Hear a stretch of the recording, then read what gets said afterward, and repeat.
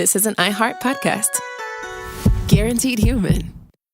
Whether you're calling the wise women in your life, video calling your girlfriends across the country, or checking in on someone who always knows how to make you smile, staying connected matters. Those small conversations, shared laughs, and quick hellos are what keep relationships strong even when life gets busy. Some of the most life-giving conversations start with just a phone call. That's why AT&T guarantees a network you can rely on so you can focus on the moments and people that matter most. That's the AT&T guarantee. AT&T, connecting changes everything. Terms and conditions apply. Just visit att.com/guarantee for details.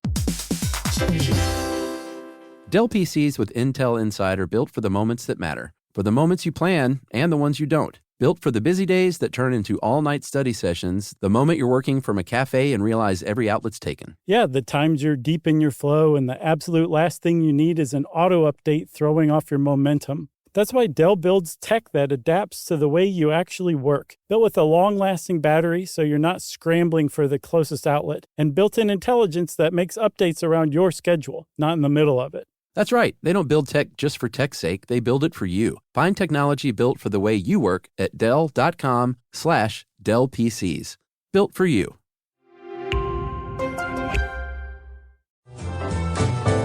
Welcome to Stuff You Should Know from HowStuffWorks.com.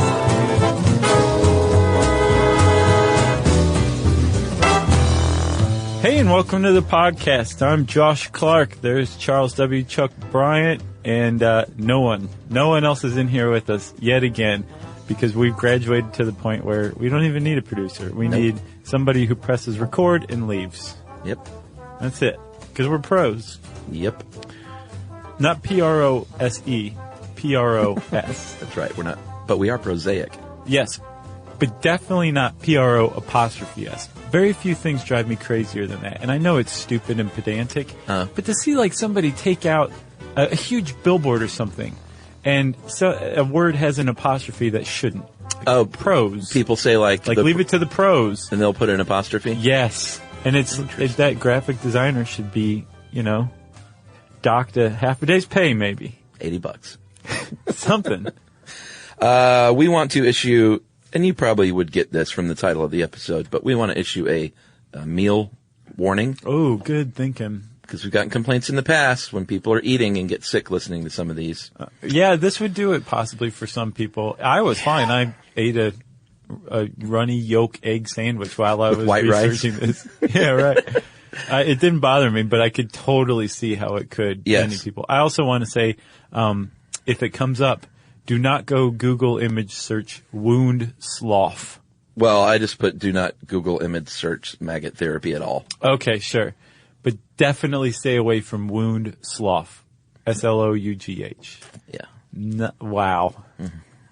And definitely don't look at wound slough while you're eating. Yeah. Okay, so that's all out of the way. Yes. I predict we're going to be kind of excited about this one. I'm feeling a little pumped about it. Well, we did cover in 10 Bizarre Medical Treatments leech therapy, which is still being used. And I'm surprised this wasn't in that article, to be honest. I am as well. But this gets its own special deal. And it should, actually, because it's a pretty amazing thing. Agreed. We're talking about maggot therapy. Also, great band, by the way. Yes, it is. They were awesome. So, are they really, or is that a band name? Just kidding. Well, it's a band name to end all band names. There probably was a band name that. So it's called maggot therapy, maggot debridement therapy, larval therapy, or there's another one called, I think, like biodebridement. Or therapeutic wound myiasis. Yeah. And that's basically all of them, no matter what you call it, no matter how you church it up. It is the application of live maggots, fly larvae, purposefully to an open wound. Yep. In order to help that wound heal faster. Yeah, and better and cleaner and all that good stuff. What everything Daft Punk said. Oh, yeah. You know? Should we talk about some of the history of this stuff? Let's just say that one more time. Okay. Maggot debridement therapy is taking live maggots and putting them in an open wound on a human being or an animal. It's used in veterinary medicine as well. Wrapping it up tight. And letting them just eat the dead and dying flesh in that wound. Yeah, while you get your foot tickled. Okay. I would be so skeeved out by this. I just wanted to make sure that everybody knows exactly what we're talking about. Right. And goodbye to everyone. Everyone who fainted. Okay, yeah, let's talk about the history, Chuck, because this is in use today, but it's actually pretty old. Yeah, I mean, it's some say it's even an ancient tradition, like in places like Burma and Central America with the Mayans. They were smart enough to know that maggots do a pretty good job of consuming human flesh, right? And can be used for good in that regard. Yeah, at some point, I guess healers noticed, people who had maggots in their wounds tended to have wounds heal. Mm-hmm. And actually, as far as the Western literature goes, that's exactly how maggot therapy first crawls into the medical literature. Yeah. Is from a French surgeon named Ambroise Paré. Yeah. How would you say it? I don't know. I don't speak French. Ambroise Paré. I'll say Paré, even though it doesn't have the little, what is that, an accent aigu? Yeah, it's just the E. Right. But he was a 16th century surgeon, and he noticed that that people didn't necessarily fall over dead if there was a maggot in the wound. Yeah, he was the first doctor to actually come out and say, I had this patient who had a big skull wound. Right. And unbeknownst to me, there were maggots in there. I saw them crawling out one day. And even though they had a lot of bone, the guy was great. He healed. Yeah. Like he lost a hand-sized slab of skull. Yeah. And he lived. And I think it might have something to do with the maggots. Yeah, and he presumably wore a helmet for the rest of his life. Probably. So he had a probably big soft skull there at some Yeah, I point. would guess so. That was followed in with the mid-1700s by another Frenchie, Baron Dominique Jean Larrey, and he said, you know what?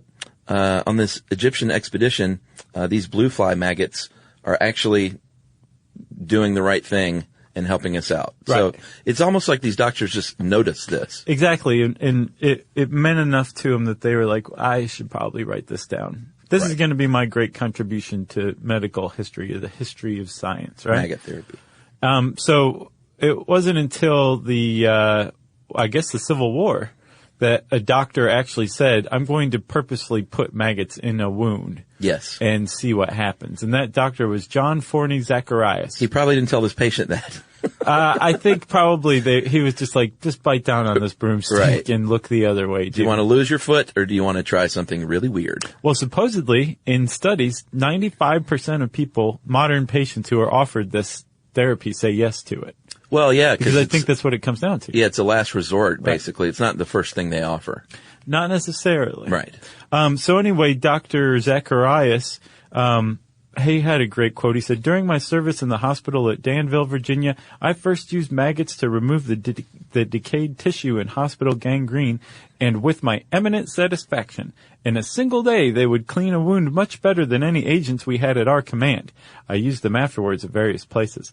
I am sure I saved many lives by their use, escaped septicemia, and had rapid recoveries. Period. End quote. Pretty great. Yeah, so he was a huge believer and not just a passive observer like people who came before him. He said, yeah, I put maggots on wounds and it helps. That's right. And people experimented with it for a little while until a guy named Louis Pasteur and Robert Koch came along, microbiologists and germ theorists that basically said, this is disgusting. We might want to not do this. Yeah, because maggots they're are dirty. Yeah. Yeah. And it's true. Maggots naturally in the wild carry lots of pathogens with them that can infect us in other ways, can make a wound worse, can actually kill you. So the idea behind germ theory as far as maggots go is right. Yeah. But it seems like there's this long history of necessity and disgust with maggot therapy. That kind of ebbs and flows. Right. And necessity rears its head on the battlefield. It did in the Civil War, and it also did in World War I. There was a surgeon named William S. Bayer, and he was working on the front lines in France, and he used maggots on stomach wounds and open fractures. Gah. Yes. And he found to his great satisfaction, just like Dr. Zacharias and the others before him, that this stuff actually worked. Yeah, and he actually said, you know what, I have some further advancements. Maybe we should put a bandage over this thing so it doesn't completely disgust the patient. Right. And let me put bandages around the wound so they don't start creeping onto the healthy flesh and doing damage or just itching you or creeping you out further. Right, exactly. Which are still in use today, these techniques. He also pioneered another huge technique, and this is after the war was over, 10 years later. Yeah. When he was back at Johns Hopkins. He pioneered another really important technique, and that was using sterilized maggots, like germ-free maggots. They were raised as eggs in a sterile environment, and so when they were introduced to the wounds, they weren't carrying these pathogens anymore. And he found this is the jackpot. Now you can use maggots from now on. That's right, and there was a big boom in the 30s up until the mid-1940s. More than 300 American hospitals were using maggot treatment and maggot therapy. And then in 1944, antiseptics came along, or, new antiseptics, and they said, you know what, maybe there was another lull in the use of maggot therapy. Right, necessity didn't spur this stuff. And they went back to just being gross again. There was a guy who by the 80s wrote what this one article calls the majority opinion. Fortunately, maggot therapy is now relegated to a historical backwater of interest more for its bizarre nature than its effect on the course of medical science, a therapy the demise of which no one is likely to mourn. That's just that kind of Western medicine hubris. Sure. Where we can do anything except everything, That's right. And in the 1990s, a dude named Ronald Sherman and Edward Pechter basically championed the technique again and kind of brought it into the modern age. Yeah, and still very much is. Ronald Sherman is one of the first, I think, to receive a license to produce sterile maggots for use as medical devices. And there's another guy over in the UK named John Church, who brought the maggot therapy into the fore. So it was an ancient thing. It's found to be disgusting. It's found to be useful. It's found to be disgusting. It's found ways you can make it better. Yeah.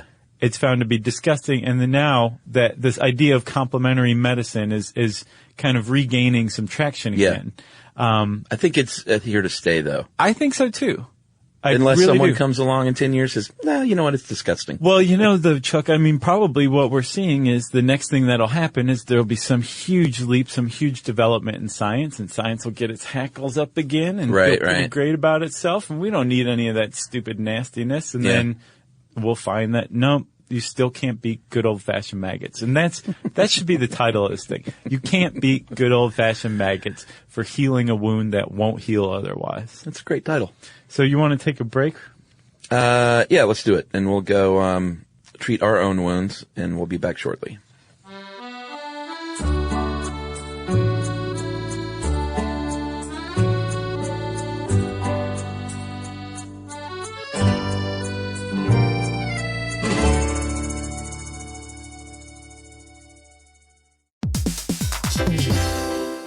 Hey, everybody. I want to talk to you a little bit about Tide Evo because it represents over 10 years of innovation and product development. Tide Evo is a first-of-its-kind technology where tens of thousands of minuscule fibers are spun together to form a 6 times powerful layer packed with scrubbers, brighteners, pre-treaters, and fresheners. And that's going to deliver a breakthrough clean that's so powerful it feels like magic. Yeah, it is kind of like magic. Tide Evo is revolutionary. A 100% concentrated, waterless laundry tile that's made of compressed microfiber soap layers rather than liquid or powder. And it's not like pods or sheets because it uses 6 layers of detergent fibers to deliver superior cold water cleaning without plastic packaging of any kind. And it provides a mess-free, lightweight solution that dissolves lickety-split. So whenever you run into a laundry challenge, turn to Tide Evo. It's revolutionary. It's magic. Try new Tide Evo. Real laundry magic.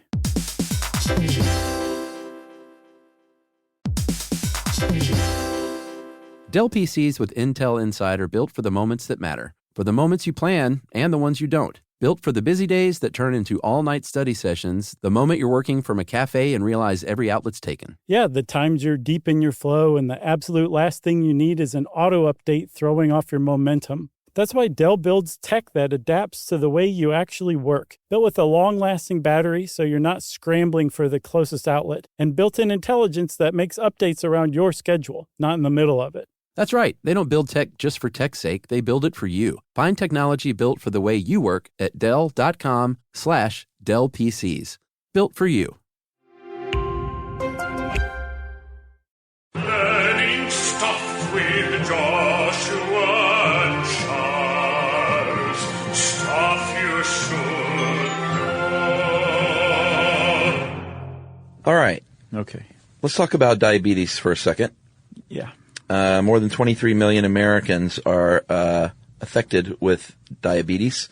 And one thing that can happen is nerve damage, especially in the extremities. Yeah. The hands and feet and the toes and the fingers.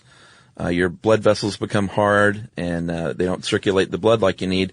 That can lead to open sores called ulcers, which can become infections, which can spread to nearby bone, which can lead to amputation. Yeah, and all happens of this, a lot. All this is just from a prolonged exposure to high levels of blood sugar, and they're not sure how it can do it. But yeah, the blood vessel's not helping pump blood very well. You're not getting nutrients, so your tissue can die.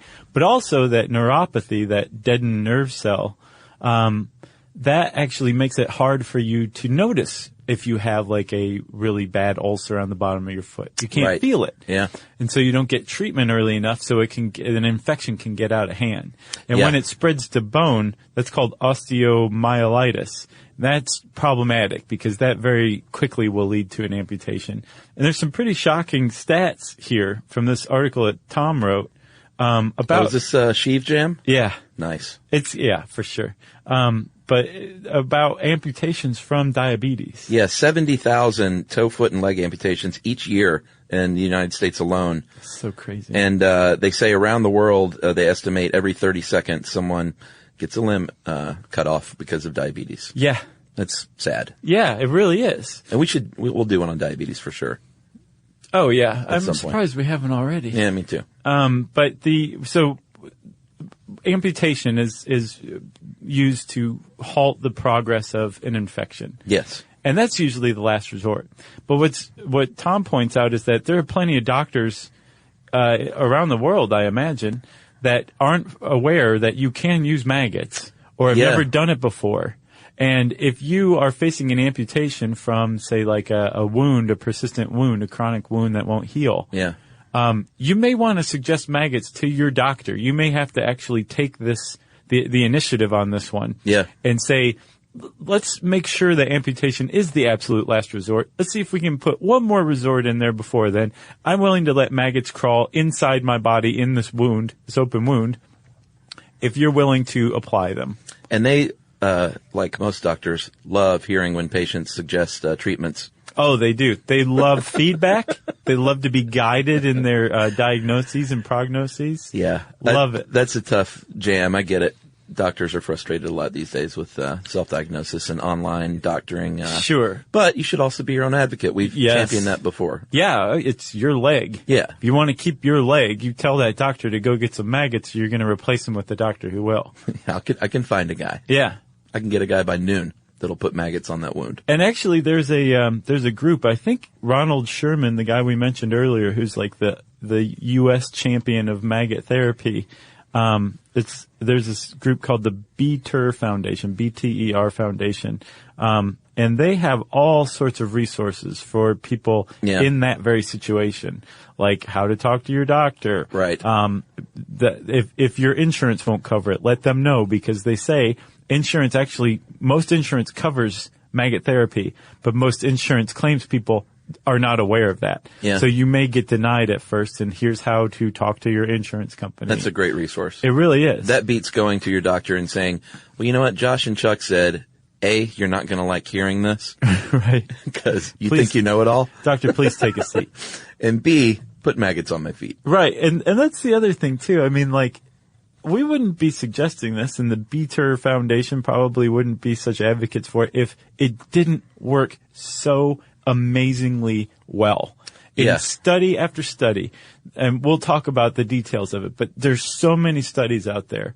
Again, Sherman, who agreed is an advocate, but in a peer-reviewed journal, published a survey of studies that he could find on maggot therapy, and it's very clear that it works really, really well. Yeah. And not only necessarily as a means of last resort, but even just compared to the standard of care using like hydrogel or other things that you might use to treat a chronic wound, maggots destroy it. They leave it in the dust. Yeah, and if it doesn't work, it's not going to hurt anything, from what I can tell. Yeah.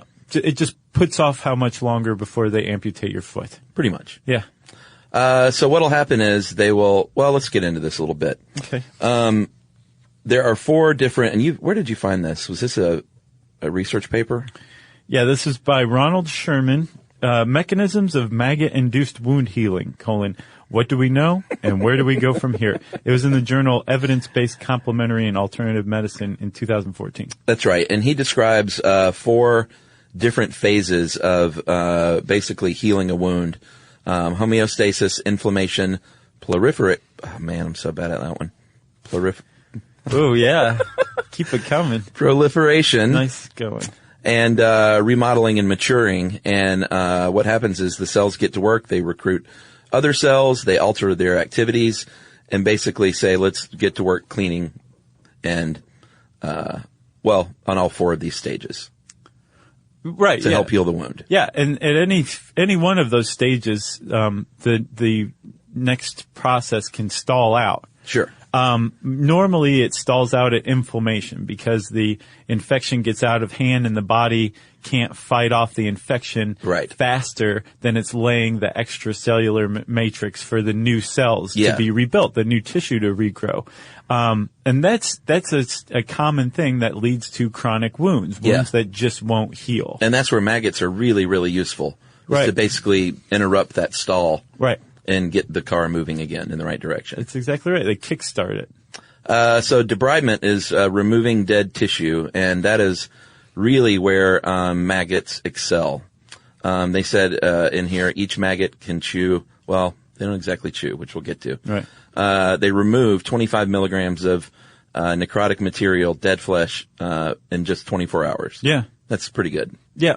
And there's actually 3 ways that maggots clean a wound, but debridement, which is getting in there and like just cleaning out, physically removing that dead material, that's like the key. Yeah. That seems to be the key. And then there's also antimicrobial activity, like actually killing the bacteria that's killing the flesh. Leaving it cleaner than when they came in. Yeah. Which is amazing. And then, even more astounding, stimulating new growth. Like the presence of maggots in your wound stimulates new tissue growth around your skin. It's they're just like wonder creatures. Who knew? One of the ways that they remove this dead tissue is just by the nature of what their body is like. Mm-hmm. And they have these little prickly spines all over their body that act as a surgeon's rasper or file would. It basically just the fact that they're moving around on the wound is going to like file the stuff down and scrape the wound, which helps loosens it up. It's like a plow. It burrows through this dying and dead tissue and it just, it loosens up. That's part 1 of debridement, right? Just part 1. There's another part of it, which is the digestive enzymes that they excrete and secrete. It's called alimentary secretions and excretions, ASE. Yeah. And it's basically their digestive juices, right? And they puke these up as they're moving around. And they just puke them everywhere. And it dissolves this flesh. Yeah, I remember in the Body Farms episode, we talked about this. Right. One of the old classics. Sure. And that's why I said earlier they don't bite or chew something. They just liquefy it and then suck it in. And this ASE stuff is so greedy that it liquefies more dead flesh than the maggots can even consume. And they consume quite a bit. Like you said, 25 milligrams. That's a lot for a little tiny maggot in one day. But even more than that, they're liquefying even more of this dead tissue so that part of the process of maggot debridement therapy is draining out this liquefied necrotic tissue that's become liquefied from the alimentary or the ASC stuff, the digestive enzymes, right? So you've got them burrowing around. You've got them puking into your wound. Yeah, like scraping it up. Yeah, liquefying the dead tissue. Yep. Leaving pretty much entirely the living tissue alone. And then you just kind of drain out the stuff that's in there. And the reason that maggots are considered by the FDA a medical device rather than a drug is because the whole process of debridement isn't just a reaction to the chemicals. It is part of that mechanical movement of the maggots through the wound. Yeah. So it's a drug. It's a device. I mean, it's a device. Well, they are a device. Look at them. Yeah. And the secretions are so potent, they have basically DNA destroying qualities. Like they not only just break down tissue, they destroy the DNA. It's pretty amazing stuff. It is. Should we take another break? Yeah, I'm a little excited. We probably should. All right, I'm going to go to the vomitorium. Are you grossed out? Slightly. I am not in the least. What does that say about me? I don't know. I don't know. You have a stronger stomach. But I don't necessarily. I'm just excited. All right, well, go watch me vomit at least. Okay, that will gross me out.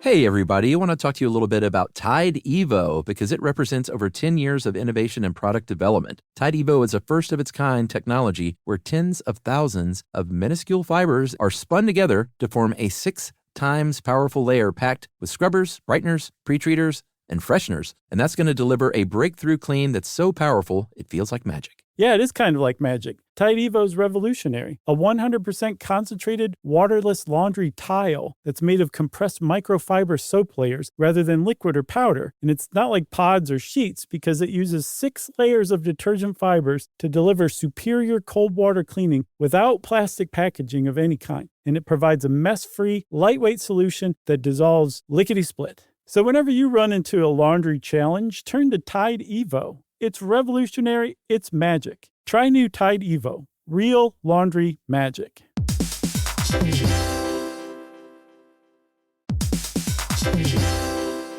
Dell PCs with Intel Inside are built for the moments that matter, for the moments you plan and the ones you don't. Built for the busy days that turn into all-night study sessions, the moment you're working from a cafe and realize every outlet's taken. Yeah, the times you're deep in your flow and the absolute last thing you need is an auto update throwing off your momentum. That's why Dell builds tech that adapts to the way you actually work. Built with a long-lasting battery so you're not scrambling for the closest outlet, and built-in intelligence that makes updates around your schedule, not in the middle of it. That's right. They don't build tech just for tech's sake. They build it for you. Find technology built for the way you work at Dell.com/Dell PCs.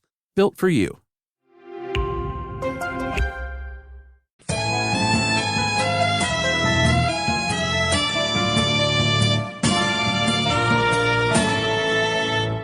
All right. Well, that was disgusting. It was. It made me throw up in turn. So here's a couple of questions. Does it hurt? Maybe a little bit at first. Yeah. I don't get the feeling that it's extremely painful.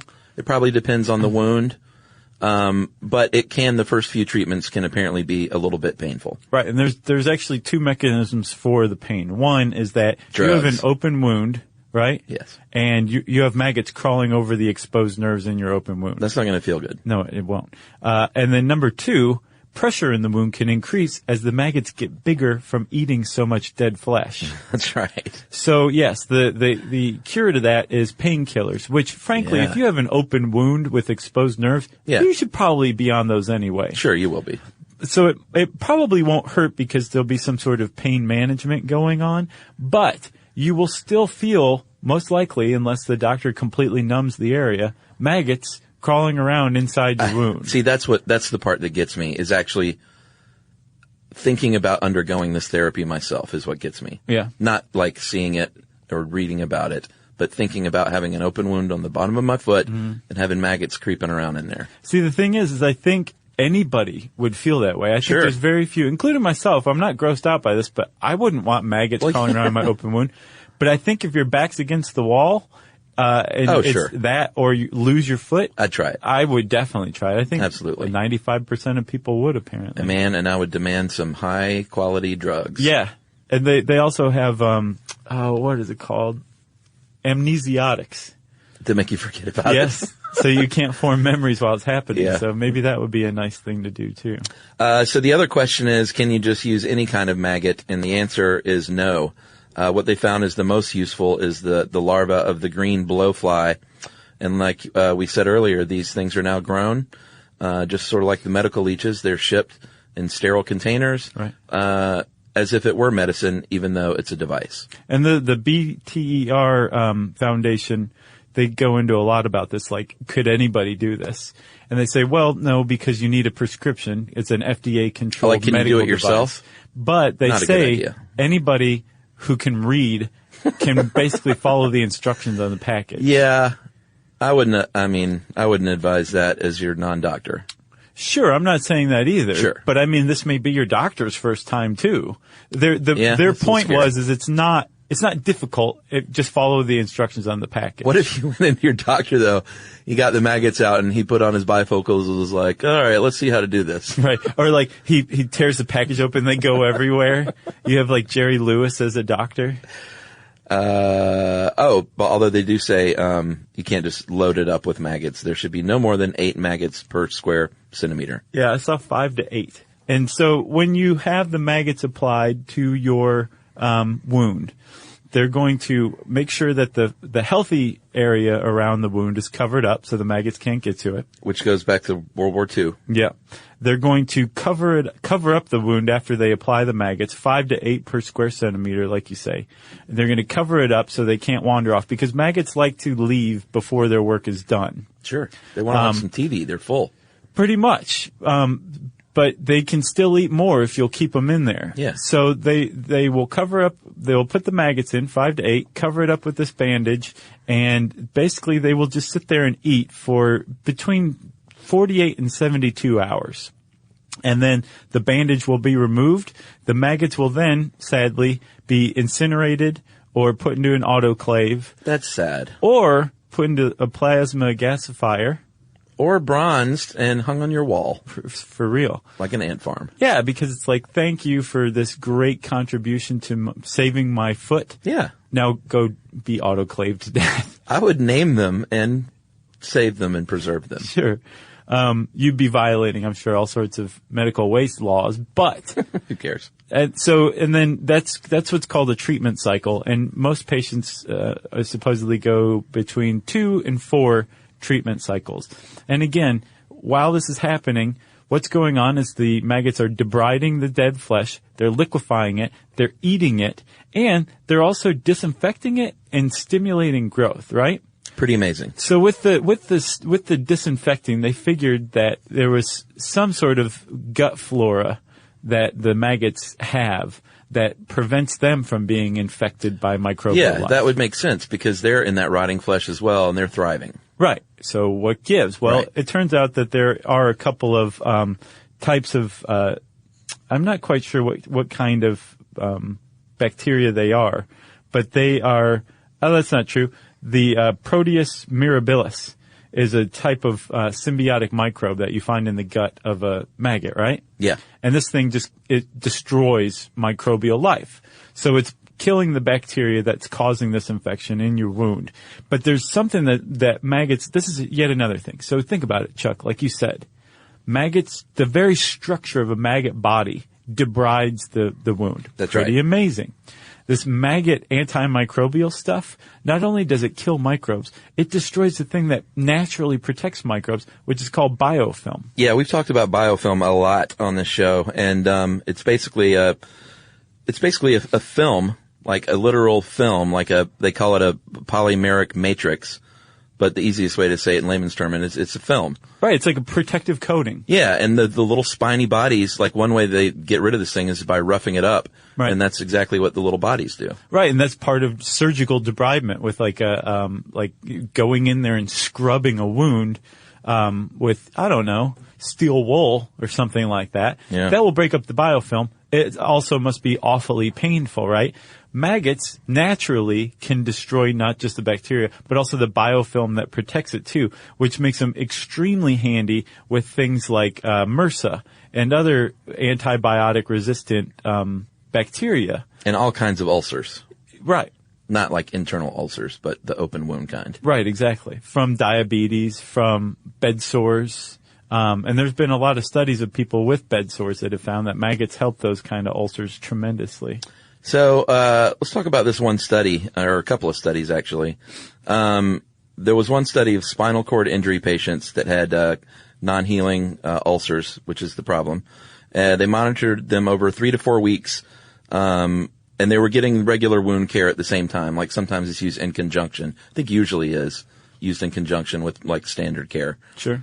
And they found that, after 3 to 4 weeks of maggot therapy, tissue quality and wound size were assessed weekly, and they found that debridement was achieved in less than 14 days, an average of 10 days, and none of the control group wounds were more than 50% debrided after a month. A month. Not even half debrided. None of the wounds, not half the wounds were debrided. None of the wounds were even half debrided after a month, Chuck. Of the control group. Yes. Amazing. Where they didn't use the maggots. Yep.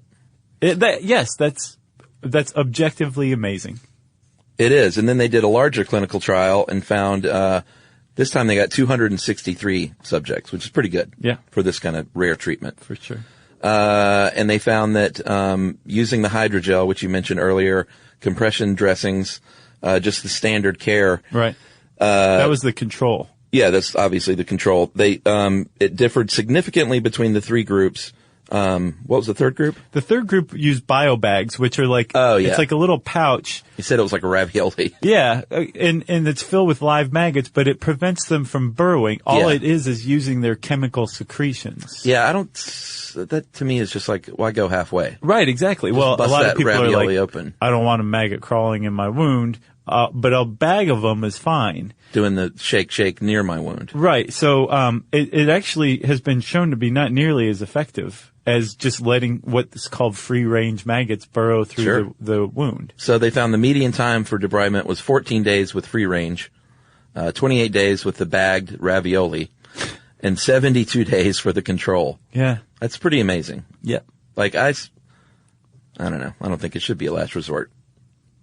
You know? I agree, and I think that increasingly it's becoming less and less of a last resort because, I mean, you can compare it to the control. Like, the standard of care took 72 days for the wound to be debrided. Free-range maggots, 14 days. That, to me, says that free-range maggots top the standard of care as it stands right now. Yeah. But, like you say, there's a lot of people who are saying, this is just a last resort. The next thing we're going to do is amputate your foot, but let's try this one last time. Right. Or in the case of persistent infections from, like, MRSA, where just antibiotics just don't work, let's try maggots and see if we can fix it. And maggots do work. There was a study that found that of 13 people treated who had MRSA, treated with maggots alone, 12 of the 13 had complete recovery and wound healing from a MRSA infection. MRSA's nasty stuff, too. Yeah, I think, did we do one on MRSA? I feel like we did. I know we've talked about it. I don't know if it got its own show, though. It may have been in the Should We Outlaw Antibacterial Soap episode. Boy, there's been a lot of them. Almost 800. You got anything else? Surely I do, but I guess not. Oh yeah, there was one other thing. We kept kind of teasing it. It actually stimulates growth. A couple of studies have found that the presence of maggots produce more blood vessel redevelopment and tissue redevelopment than maggots not being present. So something about them actually stimulates tissue growth and blood vessel growth, which promotes wound healing even more. Up with maggots. Up with maggots indeed, man. I love them. I'm so psyched about maggots right now. Well, it definitely changes the way you think about them. Like next time you see a dead squirrel that you've killed off your porch. Oh, they're clearly trying to bring it back to life. Yeah, and you see the maggots, you don't think that's disgusting. You just think those are little things doing their thing. Doing their thing. Little things doing their thing. Now I'm going to autoclave them. That's right. If you want to know more about maggot therapy, you can type those words in the search bar at howstuffworks.com. And since I said search bar, it's time for listener. I'm going to call this taking to task somewhat over a term. Guys, I want to say you're my favorite podcast by far. Been listening since you were just little 5-minute blurbs. Oh, man. You sure have grown up. I've never written in before, but felt I had to comment on Josh's statement that climate change was, or global warming was, settled science. No, I'm not disputing the data that shows an increase in global temperatures. While you can certainly argue its accuracy, especially for older data, it's still just data. It's not science. The part that gets me upset about the term settled science is that by definition, science is never settled. And that's in all caps. I think we talked a lot about this in the scientific method episode. You guys actually did a podcast on the scientific method, so you should know that at best, you can show a particular theory is supported by existing data and not contradicted by anything we know of at the time. But there's a reason that ultra-successful theories like Newton's theory of gravity, Einstein's theory of relativity, are still theories. They could be completely discredited by a single piece of data contradicting them. So the whole idea of taking a body of facts saying it's settled is far more a political concept than scientific one. While people with various viewpoints in the subject would like to have some place to plant their ideological flag, saying something is indisputably true as opposed to probably false is simply not something science and the scientific method is equipped to do. In short, science is never settled. You cannot simply say this is true, move on. That's not how it works.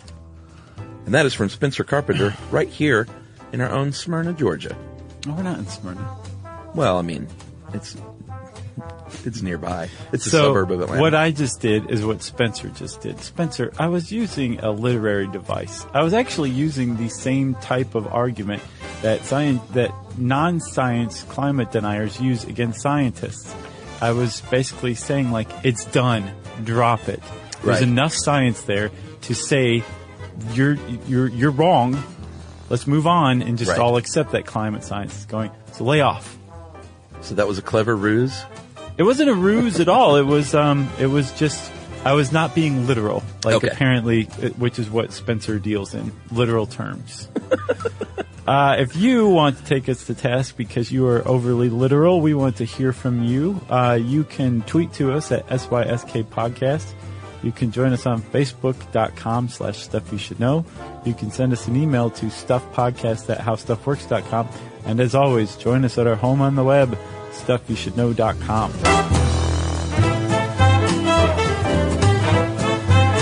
For more on this and thousands of other topics, visit HowStuffWorks.com.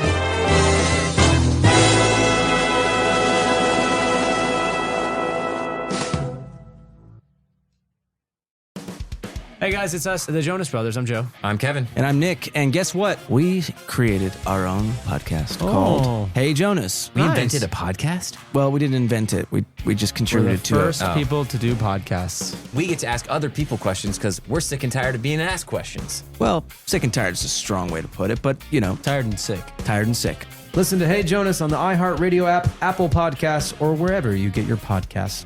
Just listen. We don't care where you hear it. This is an iHeart podcast. Guaranteed human.